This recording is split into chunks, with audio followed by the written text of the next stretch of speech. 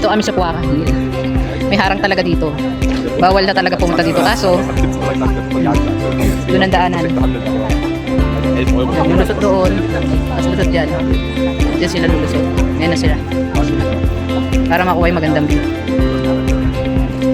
Ang ganda. Ang daming matitigas ng ulo. Ito dito. Ito kasi yung pinaka nice view niya. Diba? Ang dami naming matitigas ang ulo. Kaya sama-sama kami papagalitan dito. Ang dami yan.